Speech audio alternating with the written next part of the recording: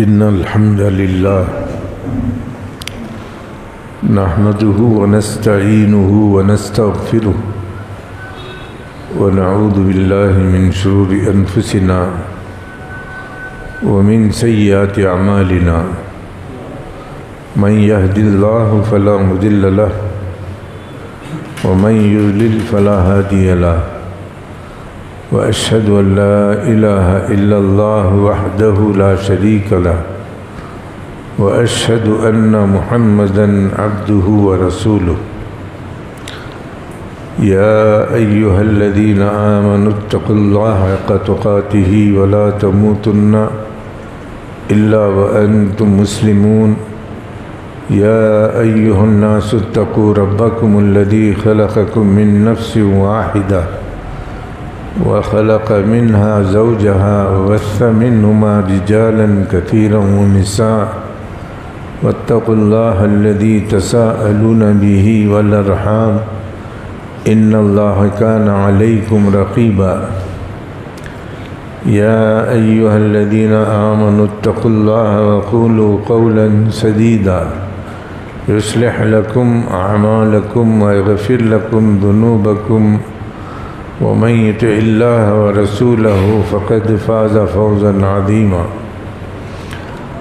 أما بعد فإن خير الحديث كتاب الله وخير الهدي هدي محمد صلى الله عليه وسلم وشر الأمور محدثاتها وكل محدثة بدعة وكل بدعة ضلالة الضلالة في النار أعوذ بالله السميع العليم من الشيطان الرجيم من همزه ونفخه ونفثه بسم الله الرحمن الرحيم وإذا لقوا الذين آمنوا قالوا آمنا وإذا خلوا إلى شياطينهم قالوا إنا معكم إنما نحن مستهزئون اللہ یستہزئ بہم ویمدہم فی طغیانہم یعمہون۔ محترم حضرات گرامی اور خواتین اسلام، تمام قسم کی تعریفوں کا مستحق صرف اور صرف اللہ رب العزت ہے، جو ہمارا خالق، ہمارا معبود ہے۔ درود و سلام ہو محمد صلی اللہ علیہ وسلم پر اور تمام انبیاء علیہم الصلاۃ والتسلیم پر، جنہوں نے اللہ تعالیٰ کے پیغامات کو اپنی اپنی امتوں تک امانت کے ساتھ پہنچایا۔ اس مختصر سی تمہید کے بعد ہم لوگ اکثر مضامین قرآن سے منتخب کر کے آپ کے سامنے پیش کرتے ہیں تاکہ ان مضامین کے تعلق سے آپ کو علم ہو جائے۔ منافقوں کے بارے میں ہم لوگ بہت کم بحث کرتے ہیں، جو نہ کے برابر ہے، لیکن قرآن مجید نے 2-3 آیتوں کے بعد ہی پہلے متقیوں کا گروپ اور ان کے حالات ذکر کرنے کے بعد دوسرے نمبر پر کافروں کا ذکر کرتا ہے، تیسرے نمبر پر منافقوں کا ذکر کرتا ہے۔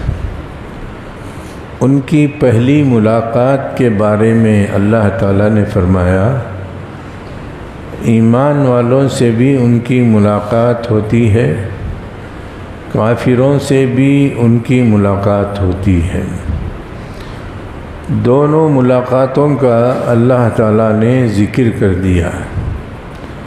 فرمایا وَإِذَا لَقُوا الَّذِينَ آمَنُوا قَالُوا آمَنَّا، ایمان والوں کے ساتھ جب بھی ان کا میل ملاپ ہوتا ہے تو کہتے ہیں کہ ہم بھی تمہاری طرح محمد صلی اللہ علیہ وسلم پر ایمان لائے ہیں، اللہ پر ایمان لائے، آخرت پر ایمان لائے، فرشتوں پر ایمان لے کر آئے، اس کی کتابوں پر، اس کے رسولوں پر سب ایمان لا چکے ہیں۔ یہ ان کا دعویٰ ہوتا ہے۔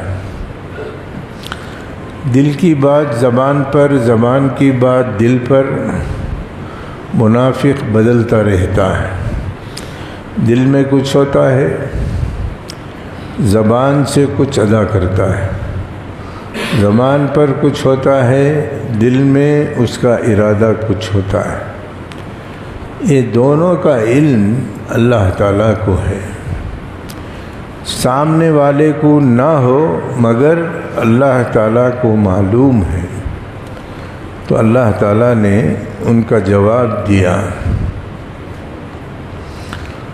وَإِذَا لَقُوا الَّذِينَ آمَنُوا قَالُوا آمَنَّا۔ آدمی کیسا ہے یہ دیکھ کر کے اس کے ساتھ ویسا سلوک کر کے اپنے آپ کو مومن بتاتے ہیں، حالانکہ وہ مومن نہیں ہیں۔ یہ کون کہتا ہے؟ اللہ تعالیٰ کہتا ہے۔ تو اس کا جواب وَإِذَا خَلَوْا إِلَىٰ شَيَاطِينِهِمْ، اللہ نے ان کو انسانوں کے نام سے بھی نہیں پکارا، ایمان والوں کے نام سے بھی نہیں پکارا، کافروں کے نام سے بھی نہیں پکارا، اور یہودیوں کے نام سے بھی نہیں پکارا، ان کو شیطان کہا۔ منافق اور ان کی طبیعت رکھنے والے پورے شیطان۔ یہ آپ جا کر کے تلاش کرنے کی ضرورت نہیں ہے، ہمارے معاشرے میں موجود ہیں، اتفاق سے وہ مسلمان بھی ہیں، یا ان کا دعویٰ مسلمان کا ہے اور دل منافقوں کا ہے۔ یہ آپ کو ہر جماعت میں مل جائیں گے۔ ذرا سوچ کر کے دیکھو، رسول اللہ صلی اللہ علیہ وسلم کے آنے سے پہلے کافر اور مشرک ان کی جماعت تھی، اس کے بعد مسلمانوں کی جماعت بنی، ان کا دیکھا دیکھی انہوں نے اپنی ایک جماعت بنا لی۔ عبداللہ بن ابی بن سلول یہ مدینے کا راجہ ہونے والا تھا، لوگ اسے اپنی سردار بنانے کی فکر میں تھے۔ رسول اللہ صلی اللہ علیہ وسلم کی آمد ہو گئی اور لوگوں نے رسول اللہ صلی اللہ علیہ وسلم کو اپنا امیر پسند کر لیا۔ یہاں سے نبی صلی اللہ علیہ وسلم کا دشمن بن گیا اور اس کی جماعت بھی نبی کریم صلی اللہ علیہ وسلم کی دشمن بن گئی۔ کیسے دشمن؟ ایک تو دشمن کھلا، اس سے آپ لڑ لیں گے، آپ اسے ماریں گے یا وہ آپ کو مارے گا، جیسے کافر اور مشرک تھے۔ منافق آپ اسے مار نہیں سکتے، وہ آپ کو دل کے اندر جو اس کا فکرہ ہے اس کو پھیلانے کی کوشش کرتا ہے اور آپ کے ہوتے ہوئے آپ کو ختم کرنے کی کوشش کرتا ہے۔ یہ اصل منافق ہے۔ قرآن مجید نے ان کے بارے میں ہوشیار رہنے کی تاکید کی ہے، جبکہ ہم مسلمان ہوشیار ہونے کے بجائے خود ان کے صفات کو اپنا لیے، ان کی عادتوں کو اپنا لیے ہیں، منافقانہ زندگی کو پسند کرتے ہیں، اور ہم بھی مسلمان ہونے کے باوجود ہمارے اندر بھی نفاق بہت زیادہ ہے۔ مرنے کے بعد اللہ تعالیٰ کو ہم لوگ کیا جواب دیں گے، اس خیال سے سوچ کر کے آپ اپنے ایمان کی اصلاح کر لیں، ورنہ صرف ہمارا کام بتانا ہے، آپ کی اصلاح کرنا ہے۔ اگر ہماری بات قرآن و سنت کی ہے تو ہم آپ کو قرآن اور حدیث کی روشنی میں اصلاح کریں گے، اور آپ اس کو اپنی اصلاح سمجھ کر کے قبول کر لیں گے۔ اگر آپ کے دل میں ایمان نہیں ہے تو ایمان پیدا کر لیں اور منافقت کو چھوڑ دیجیے، اس کا انجام بہت ہی برا ہے۔ اللہ تعالیٰ نے اس انجام کا بھی ذکر کر دیا ہے، اللہ یستہزئ بہم ویمدہم فی طغیانہم یعمہون۔ اللہ تعالیٰ ان کے ساتھ مزاح کرے گا اور ان کو مہلت دے گا۔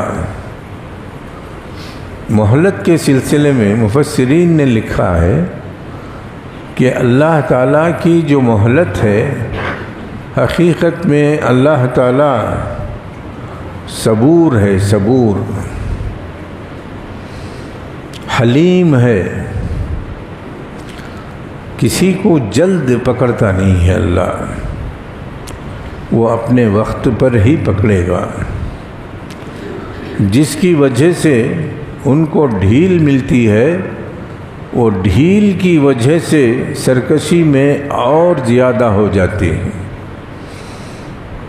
وَيَمُدُّهُمْ فِي طُغْيَانِهِمْ يَعْمَهُونَ، سرکشی کے اندر وہ اندھے بن کر کے اس کے پیچھے جا رہے ہیں، ان کا سراسر نقصان ہے۔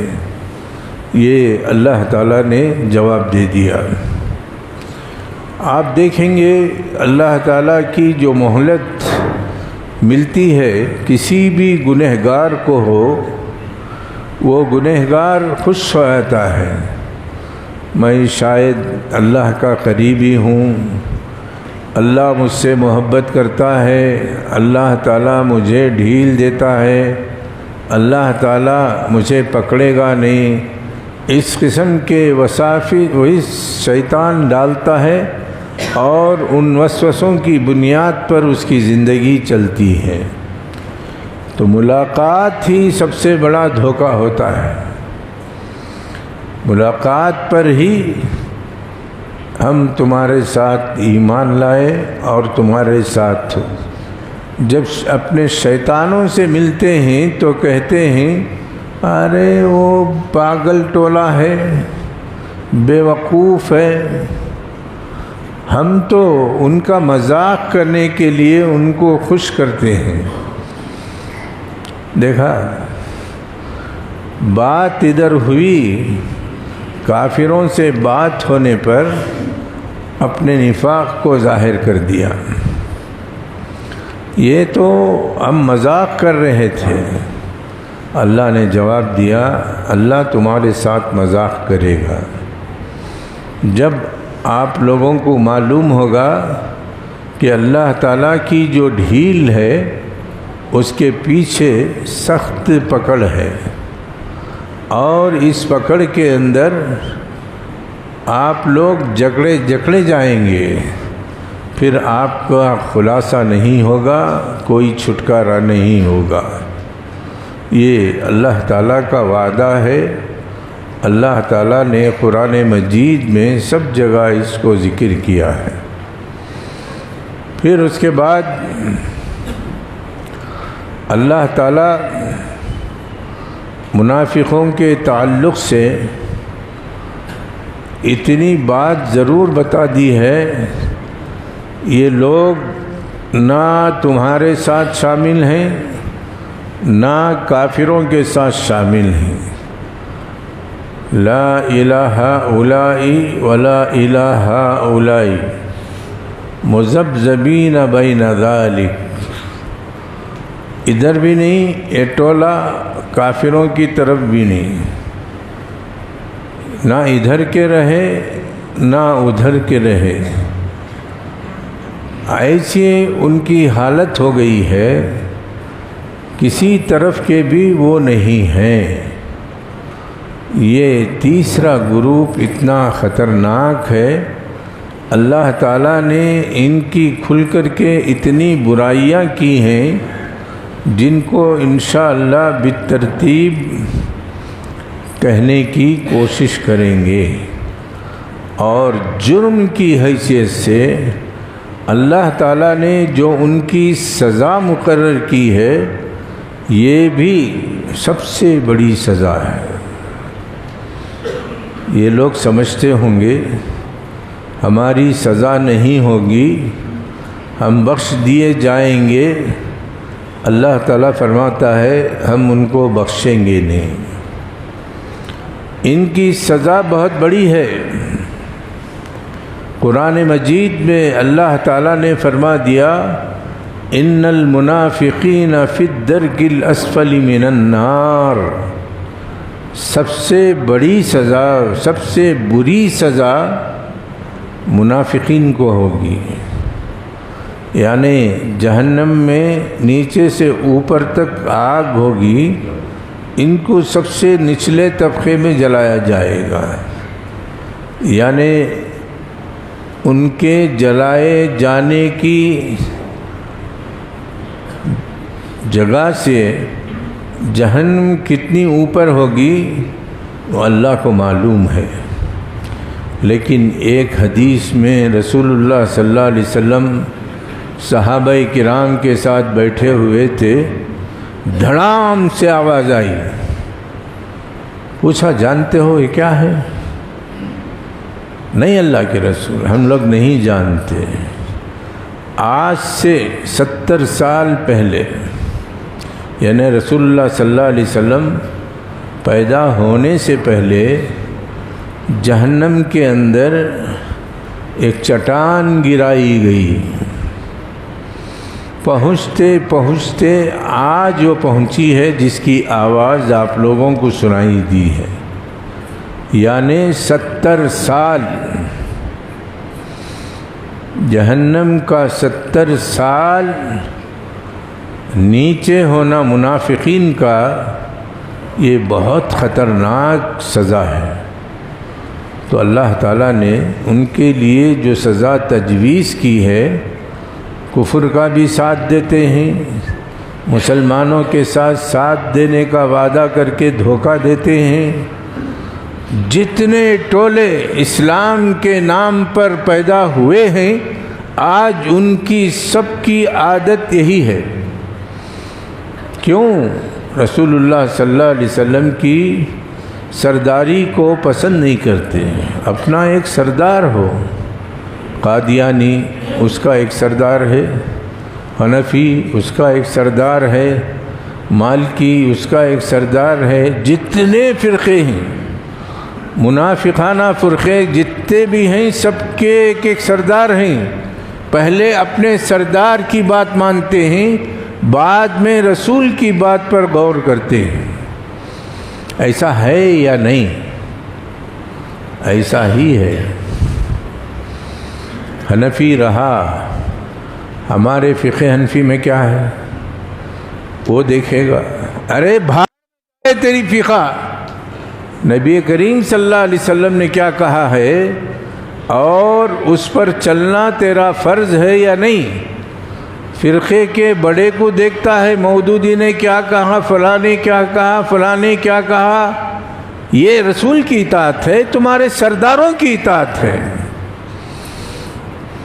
یہ جہنم میں پکاریں گے ربنا انا اطعنا سادتنا وکبراءنا فاضلونا السبیل ربنا آتهم ضعفین من العذاب والعنهم لعنا کبیرا۔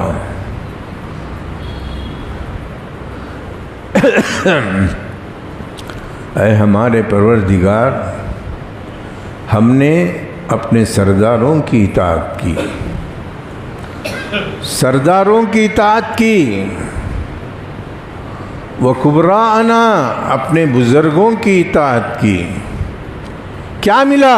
جہنم ملی۔ کہاں گئے؟ جہنم میں گئے۔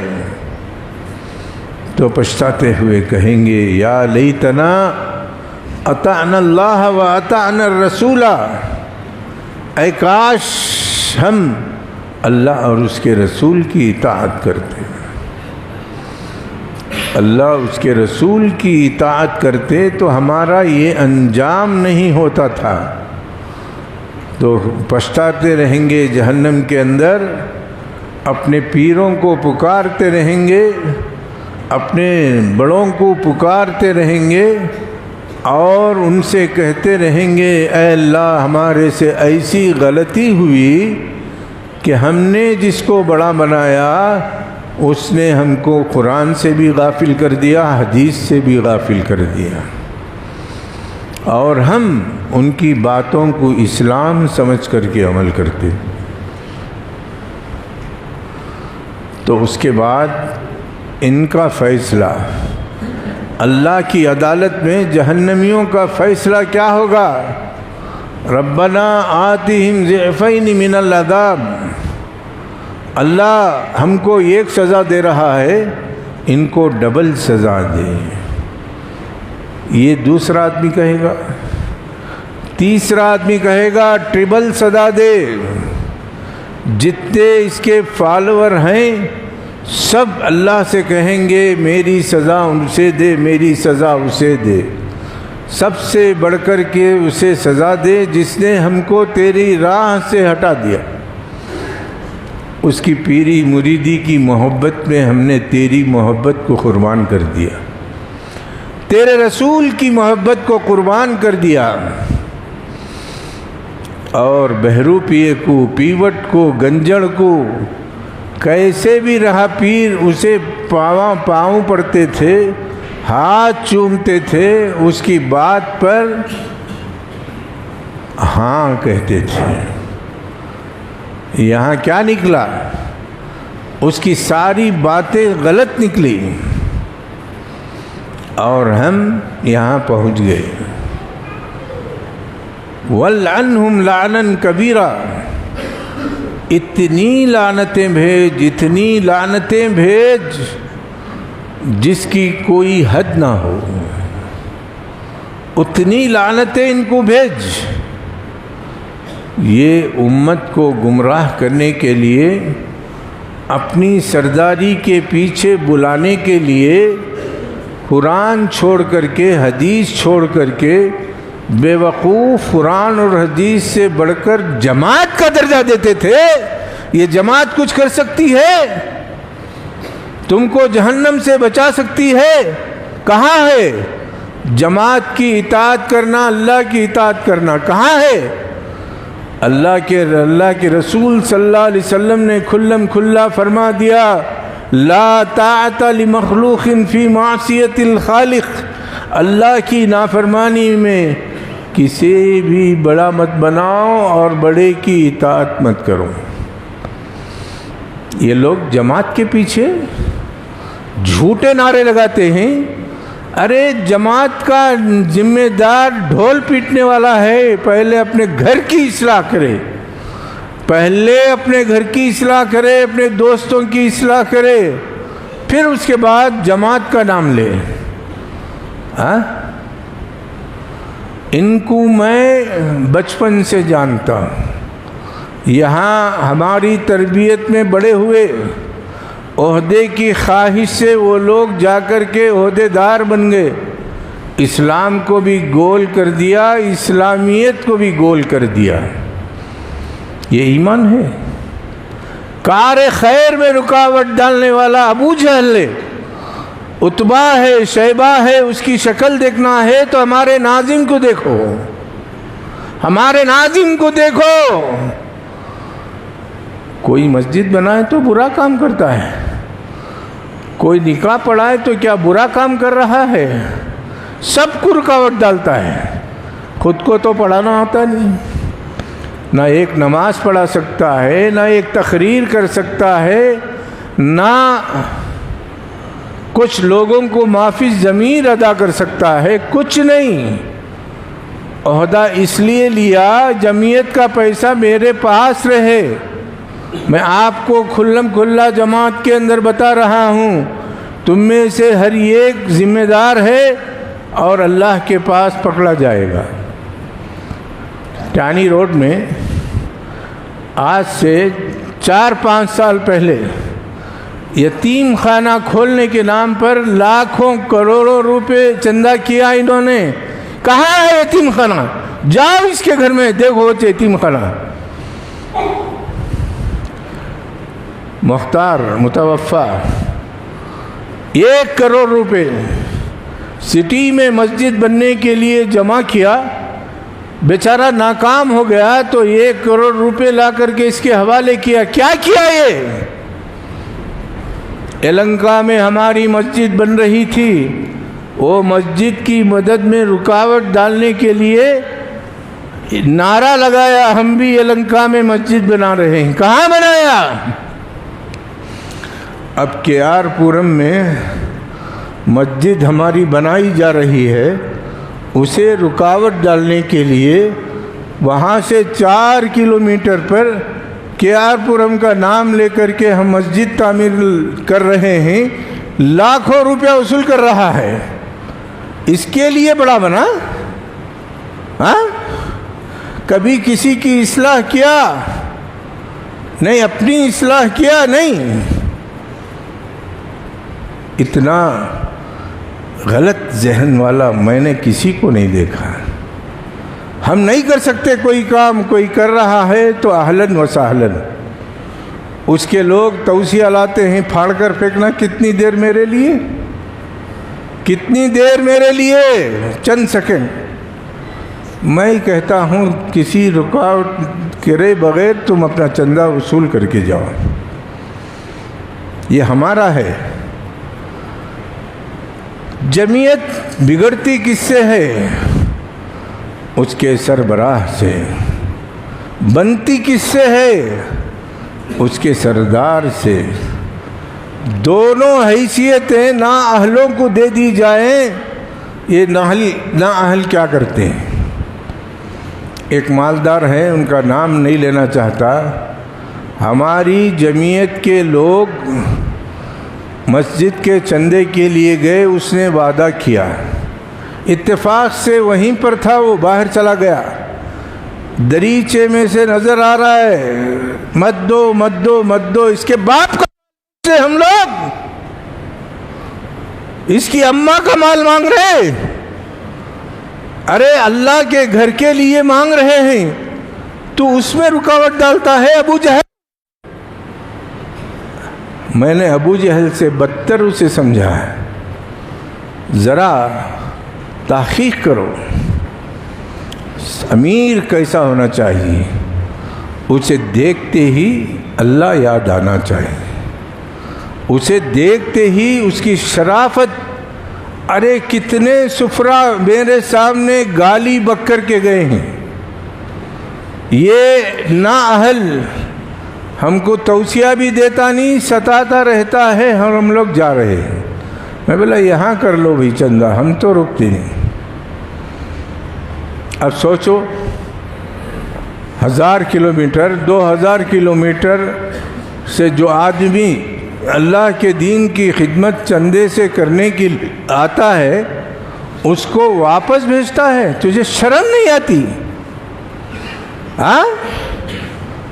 آج بھی وہی احمد زندہ ہے جو پہلے تھا۔ میں بھیگی بلی بننے والا نہیں، تیری سرداری قبول کرنے والا نہیں، ناہنجار، بدماش، کیا کیا میں اسے کہوں، یہ منافق ہے، منافق۔ عبداللہ ابن سلول کا ڈھانچہ ہے یہ۔ اس وقت مسلمان جماعت کے اندر پیدا ہو کر کے ساری نیک کاموں کو رکاوٹ بنا ہے اور بنتا رہتا ہے۔ کہیں بھی ہمارا آدمی پہنچ گیا کچھ کام کرنے کے لیے تو اسے روکنے کے لیے فون چلا جاتا ہے۔ یہ ہے ہمارا امیر. ہاں نعوذ باللہ من ذالک. اللہ تعالیٰ عمارت دیتا ہے تو ابو بکر صدیق نے عمر نے کیا کیا تھا؟ وہ منزل کو تو یہ پہنچ بھی نہیں سکتے، اس کی دھول کو بھی نہیں پہنچ سکتے. وہ تھے اولیاء اللہ، وہ تھے متقی پرہیزگار، جو منبر پر کہا کرتے تھے اگر میں اللہ اس کے رسول کی بات کے خلاف کہوں تو میری اطاعت نہیں کرنا. کون کہتا تھا؟ عمر کہتا تھا، ابو بکر کہتا تھا تم لوگ میری اطاعت اس وقت کرنا جب تک میں اللہ اس کے رسول کی بات کو مضبوطی سے پکڑا رہوں اور تم کو حکم دیتا رہوں. یہ کہاں کی باتیں ہیں؟ انگریزوں کے بیٹے ہیں الیکشن لینے کے لیے. الیکشن بھی نہیں، اب سلیکشن کب ہوا الیکشن نہ کسی جماعت کے آدمی کو معلوم، نہ ذمہ دار کو معلوم. سلیکشن، ارے 30-35 سال سے ایک ہی آدمی ہے تمہارے اندر زندہ، سب مر گئے. افسوس کی بات ہے، کتنا جگایا جائے سوتے ہی رہتے. اور اس قسم کے الوؤں کو جماعت کا امیر بناتے ہیں اور مقدس عمارت کے قوانین ان کے اوپر لگا کر کے ان کی مخالفت سے روکتے ہیں. ارے وہ عمارت اسلامی عمارت ہے، یہ انگریزوں کی عمارت ہے. کس کی؟ اس کا بیلہ میرے پاس ہے. عبد المتین کو میں دلی سے لانے کے لیے کہا تھا، وہاں سے لا کر کے ہم پڑھے، سب انگریزی تھے. یہ بیلے پر عمل کرنے والے، یا قرآن حدیث ان کے پاس بند ہو گیا. بڑے افسوس کی بات ہے. اللہ تعالیٰ اس جماعت کو اس وقت تک ترقی نہیں دے گا جب تک کہ آنکھیں نہیں کھولے گی، اور سب اپنا اپنا کام سمجھ کر کے خاموش بیٹھ گئے ہیں. تو اللہ تعالیٰ سب کو پوچھے گا. میں اکیلا نہیں ہوں، کافی لوگ اس کے مخالف ہیں مگر ہمت نہیں ہے بولنے کی. ایسی بری بات کہوں گا ان کے آنگ میں آگ لگ جائے گی. کیا یہ لوگ نامردے ہیں؟ بنو اس کے گلے کی پٹی پکڑ کر کے پوچھو. یہ رسول اللہ صلی اللہ علیہ وسلم نے فرمایا، صحابی کا نام بھول رہا ہوں، لا تسل الامارہ، یہ عمارت مت طلب کرو. وَإِن وُكِّلْتَ عَلَيْهَا وَعِنْتَ بِهَا، اگر سب لوگ تجھے مل کر کے بڑا امیر بنا دیں، اللہ کی مدد تیری طرف ہو گئی. کل تجھ سے اگر کوئی غلطی ہو تو پوچھ سکتا ہے کہ مجھے کیوں بنایا.